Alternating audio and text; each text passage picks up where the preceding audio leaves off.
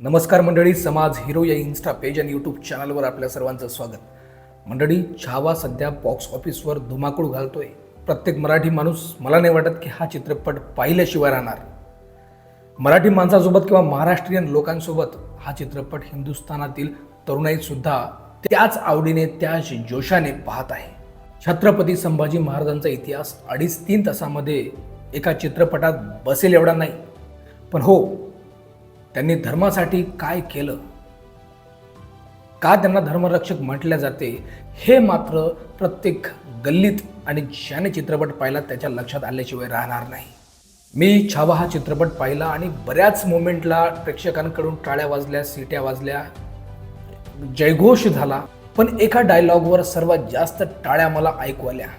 आणि तो डायलॉग सांगायचा झाल्यास, जेव्हा महाराजांना पकडून आणल्या जाते, औरंगजेबासमोर उभं केल्या जाते आणि एका मागून एक टॉर्चर होत असतात, करत असतात, तेव्हा त्या टॉर्चरला, त्या दुःखाला सहन कसा करतो हा माणूस, हे पाहणं सुद्धा एक प्रकारचं औरंगजेबाला आश्चर्यच वाटत होतं। आणि एवढे टॉर्चर होत असून सुद्धा त्या माणसाच्या तोंडून जगदंब शिवाय दुसरं कुठलंच वाक्य निघत नव्हतं। आणि हे सगळं पाहून जेव्हा औरंगजेब महाराजांना विचारतो, हमारे साथ आ जाओ और इस्लाम कबूल कर लो, तेव्हा महाराज म्हणतात, मराठों के साथ आ जाओ और तुम्हें धर्म बदलने की जरूरत नहीं।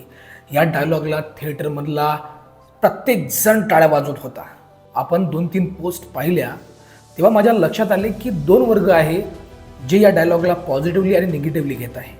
एक वर्ग म्हणतो की महाराजांना सेक्युलर दाखवण्यासाठी बॉलिवूडचा हा छोटासा एक फंडा असू शकतो, तर दुसरा वर्ग म्हणतो छत्रपती शिवाजी महाराजांनी आपल्या कालखंडात बऱ्याच हिंदूतून मुस्लिम झालेल्या कन्वर्ट मुस्लिमांना परत हिंदूमध्ये समाविष्ट करून घेतलं होतं। आता यामध्ये किती तथ्य, किती सत्य हे तुम्ही ठरवा आणि कमेंट्समध्ये सांगा। तर मंडळी, मी आता थोडंसं दुसऱ्या गोष्टीकडे वळतो।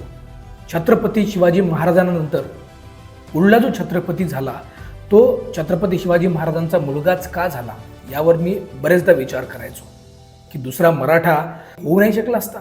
छत्रपती शिवाजी महाराजांच्या मृत्यूनंतर जवळपास 9 महिन्यांनी धर्मरक्षक संभाजी महाराजांचा राज्याभिषेक झाला।